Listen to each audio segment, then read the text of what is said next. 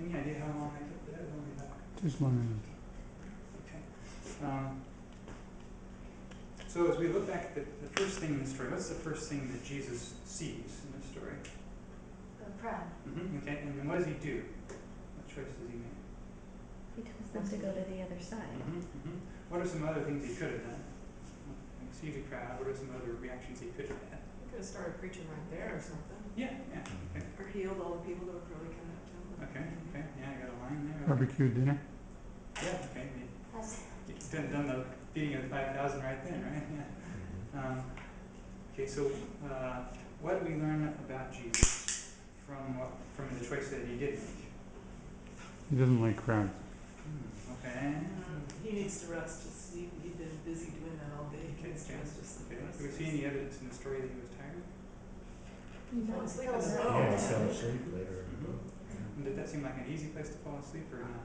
No. Okay, yeah, so you're probably tired, okay. What other things can we learn about Jesus from his decision to cross the lake when he sees the crowd?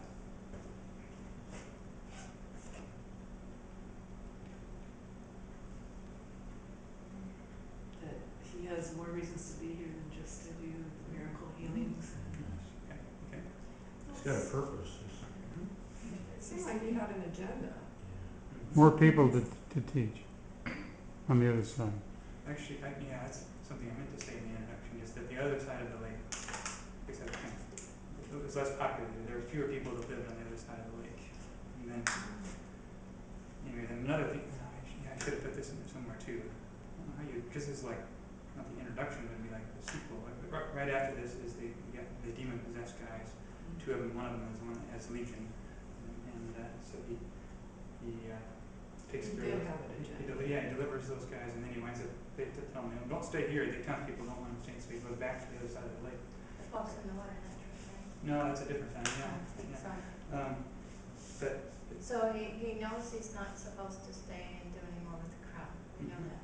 yes, and Now, are you trying to get us to talk about this, these people that come to him and what he's talking about? The guy says, I'm going to follow you, but I got some other things to do. yes, what exactly did Jesus do? Did he just go to the other side of the lake himself, or that's a leading question. I was going to say he Yeah. wanted his disciples with him for some reason because he asked them to get in the boat and go with Do him. you remember what the story said? Who did he give the instructions to go to the other side? The disciples. It didn't actually say. I know. It doesn't say who. That's who was traveling. But you had to assume couldn't be more than probably the 12 because how many people can fit in one of those boats? Did he say, let's go to the other side? It just says in Matthew's account, it says when he saw the crowd around him, he gave orders to depart to the other side. Oh. So I would presume he was talking to his disciples. And if other people wanted to follow him, they'd have to get in a different boat. there you go. Okay. Yeah. This is where it's really tempting to bring another gospel. In other stories they did, right? Yeah, they did. And in Mark's account, it says there were little boats tagging along. So. Oh, really? Yeah, I so- haven't caught that. Yeah. But you're not supposed I'm to not do supposed that. to do that. Yeah. You've read that. I mean, Okay, so But they all I sank. would smack Yeah. my hand. Jesus The other boat Yeah. sank in the storm, right? We don't know. It doesn't. So Jesus gave orders to go. That meant he wasn't just following his impulses. He realized that there was a work to do, or rest, or whatever. It was intentional. He was in control. Okay, that's good. He didn't ask for a vote. What do you think we should do now, guys? He was acting like the Lord. Okay, good. Okay, so he was in charge. Yeah? Let's go on to the next section of the story, and then we'll start putting the pieces together a little more. So the first guy that comes to him, the scribe, right? What do we learn about him from what he says to Jesus? Well, he seems convinced. He seems like he's saying, I'll follow you. I'm going to commit to you. Yeah, I think he was the guy that wrote the saying about Jesus. No, it was a different. Well, either that or he's impulsive. Right. Okay. This could be too. Yeah, That would it's be like- me. I'll Yeah. follow you wherever you want to go. Public high school? Oh my gosh. Right. Okay. He sent you there, don't forget that. Yeah, I know. So then, after the scribe says that to Jesus, what kind of things could Jesus have said to that guy? What are some things, possible answers he could have given? Okay, here are some forms for you to fill out. Okay. Get in the boat. Check, Yeah, we're Okay. getting Get a in the vote, vote. okay. yeah. What else? I'm trying to think what he told other people. That's interesting. I guess he could have asked him, what are you hoping to get out of this? Why do you want to follow me? Well, it's interesting because his disciples, like one of them, he said, you know, come with me and I'll make you fishers of men. He has a different response to this guy. Mm-hmm. He knew the guy's heart. Mm-hmm. Right, yeah.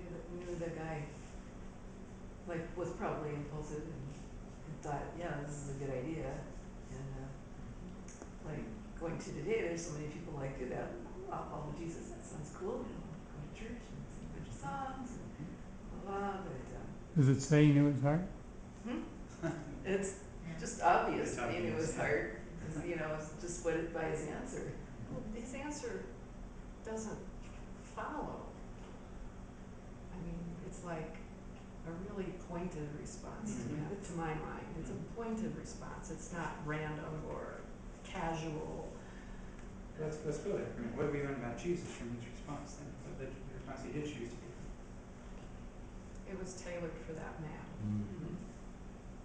Jesus wanted to make sure that the man had thought through who exactly Jesus was. He doesn't even have, he has no place where he calls home. Mm-hmm. To know what that's gonna be like.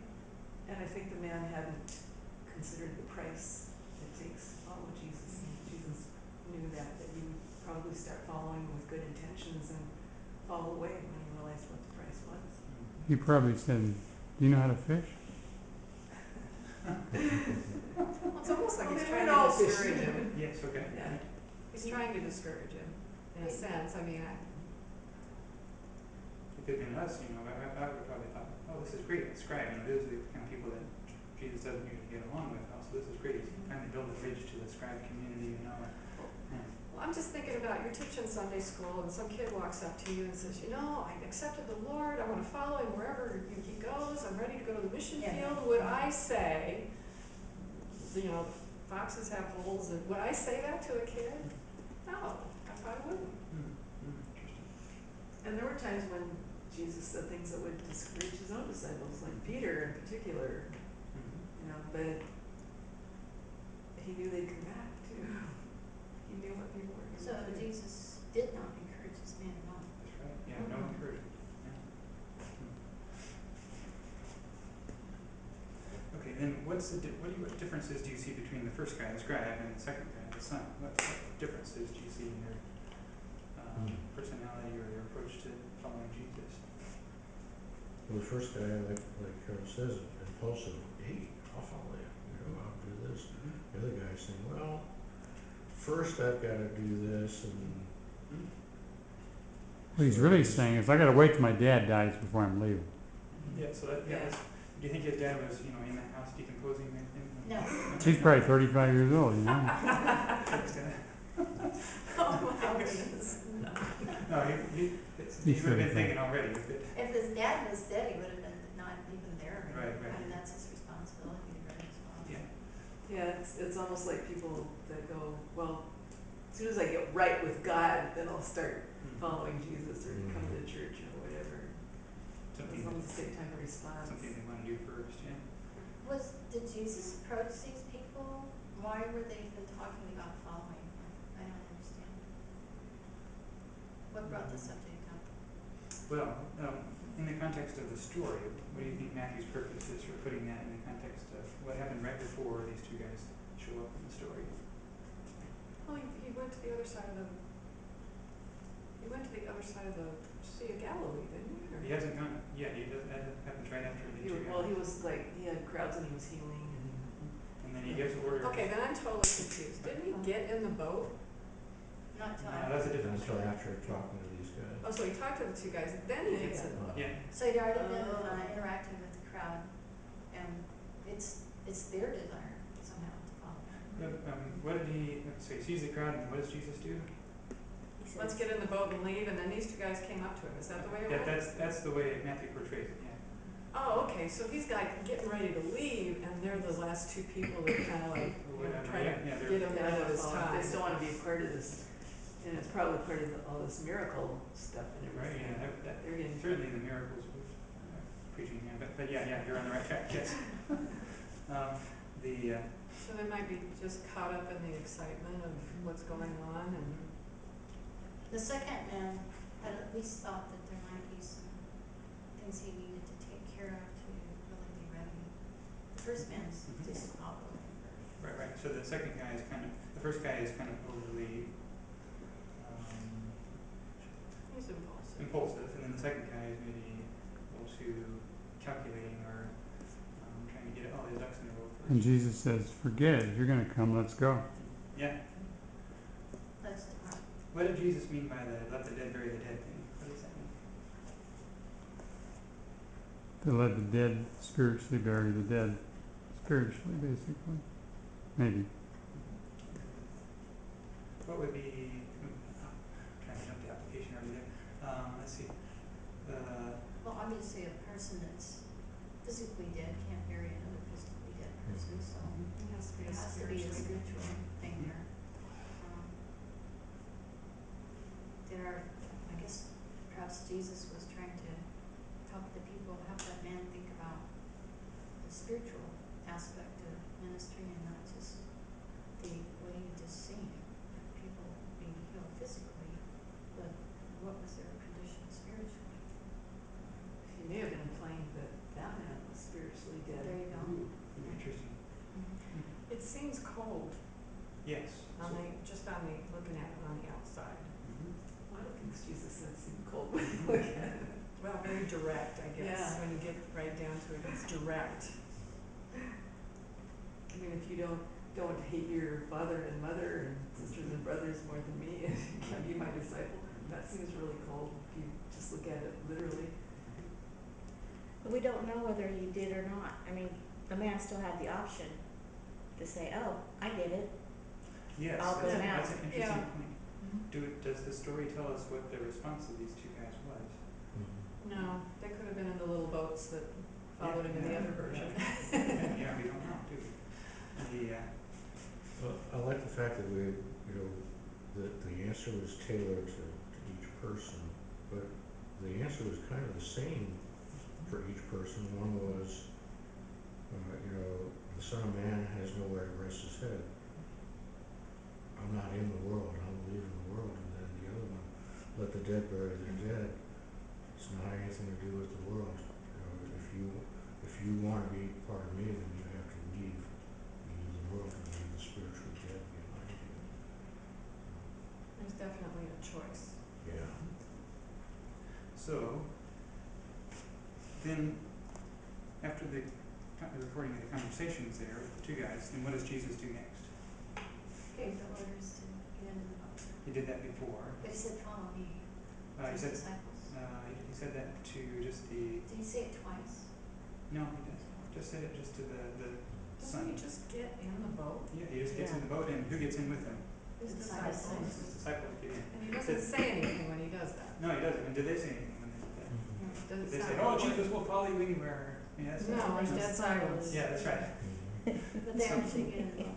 So, The disciples do, yeah. so what is the difference between an overly zealous disciple or a overly hesitant disciple and a true disciple? Action, Yes. get in the boat. They didn't have any kind of conversation, they were just gonna get in the boat with him. They followed. Mhm. Yeah. They were already committed. They were Mhm. just following through on that commitment. No, you didn't need to think about it or question it. Jesus got in the boat. You got in the boat. And so then what was the next thing that happened to those faithful followers after they get in the boat? Big stone. Yeah. Big stone. So, what do we learn about God from that? He sets us up. Yeah, there you go. Always another lesson, right?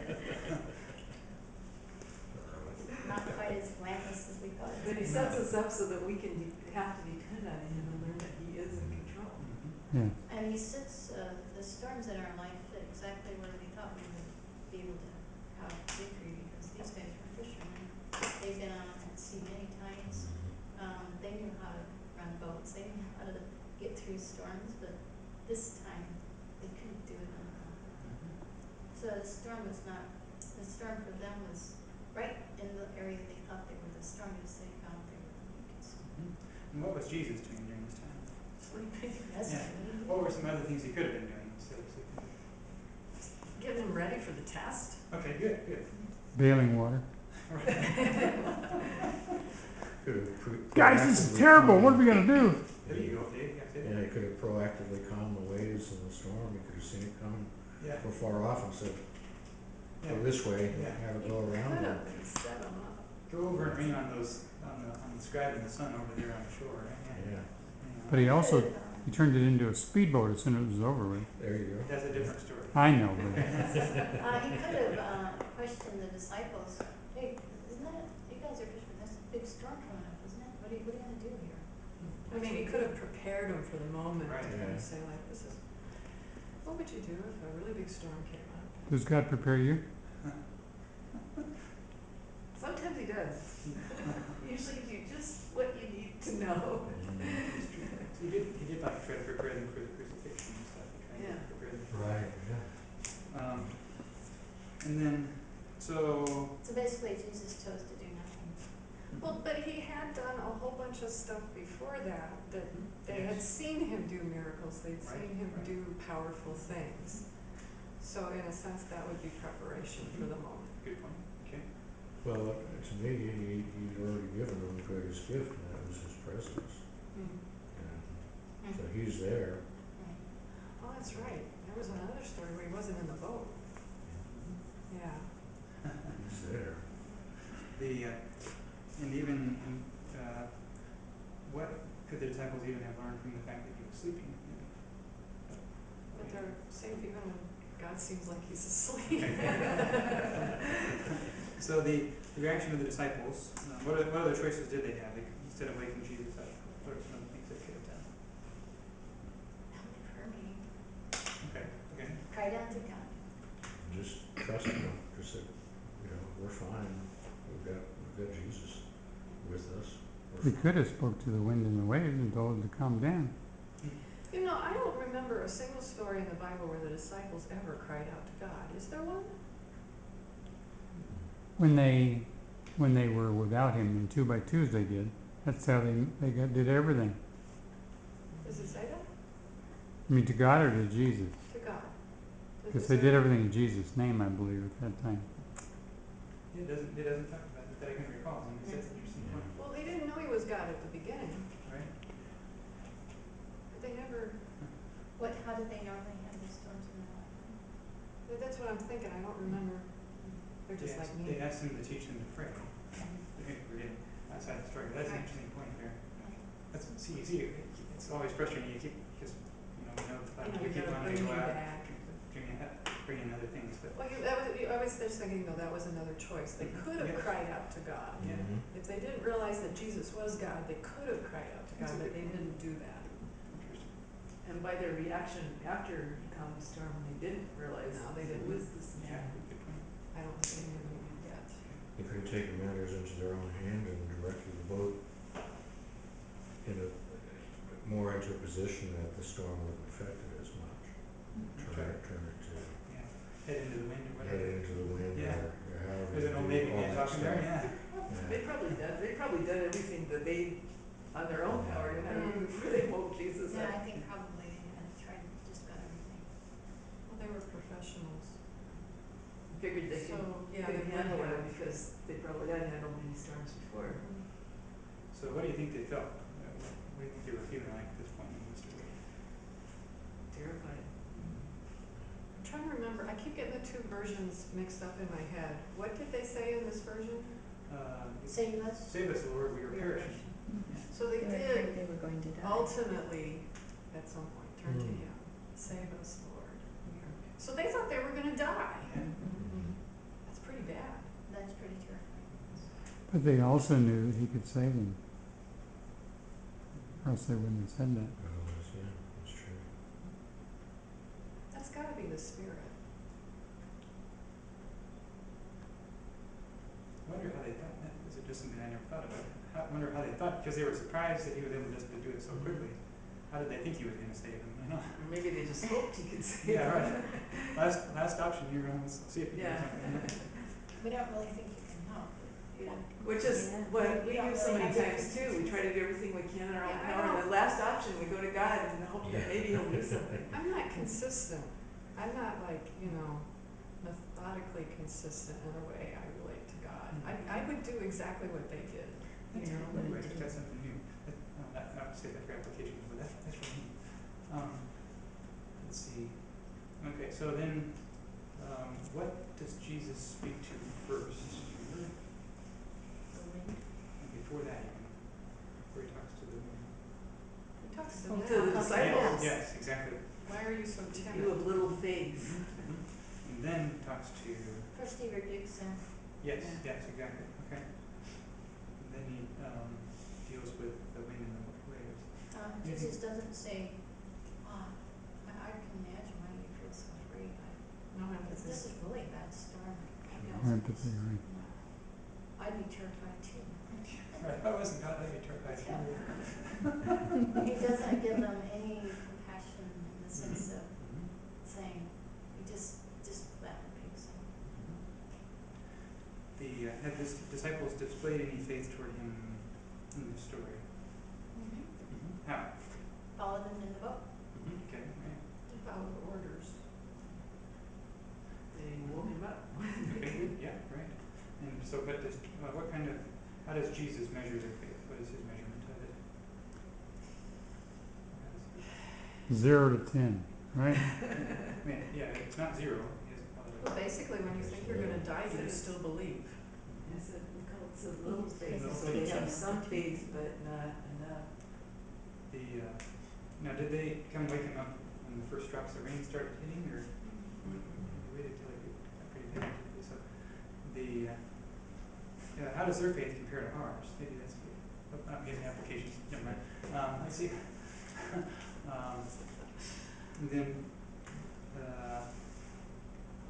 so Jesus then rebukes the wind and the sea, and everything becomes calm. And then, what do we learn from the disciples' reaction to that? What do we learn about them? That seems to be. What you said before, you said something about that before. What did I say? They were like. They didn't know who he was. They didn't know, Yeah, they didn't, they were amazed that he could do what he did.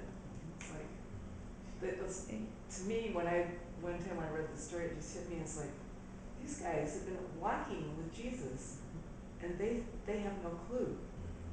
Had they seen Jesus do miracles It was before like- this? Yeah, lots of Yeah, miracles. yeah. Maybe not over nature. Well, I mean, sickness, would that be a nature thing? No. Okay.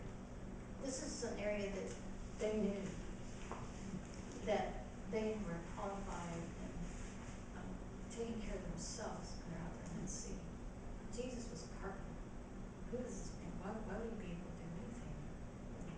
The boats. Okay.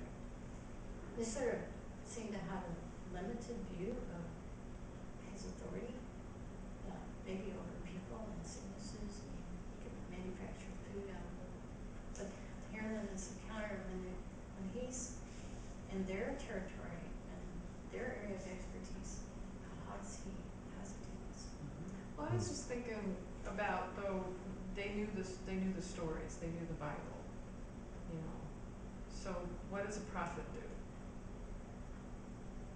Prophets, the old time prophets. Some of them could heal people. Elijah stopped the rain and started it again That's true. by praying. Yeah. Some control. So there was some control, but that's the only one I can think of But- where weather was involved. Yeah. Lightning, But boy, he he brought down prayed lightning. though. Elijah prayed. Yeah. Oh, good point, yeah. Jesus just did it. That's true, yeah. It's like, you over there, stop. Yeah. Jesus didn't pray. A Hey, little Father, different stop. style. He didn't pray to God. Kind of like he was God, huh? He acted like he was God. Who is this I guy? know.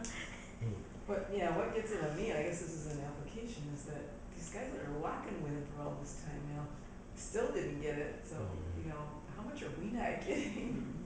The, Oh. what was the long-term result? I have one more thing to say. Okay. Save us for perishing, Mhm. they had a really negative view of the character of Jesus, that you're gonna take us out here and then we're gonna die. You're just sleeping through it. Okay. And, you know, they didn't say, save us, that's a very negative view, that the circumstances they were in, they're making God, or they're making whatever, this Jesus, you don't have love toward us. You don't, here we are, this reminds me of, in the story about Martha. Don't you care, Lord, I gotta do all this fixing the food by myself. This idea of we're perishing means, don't you care? You don't care about us, Jesus. You wouldn't be asleep if you cared, because we're perishing. I wonder why we do that.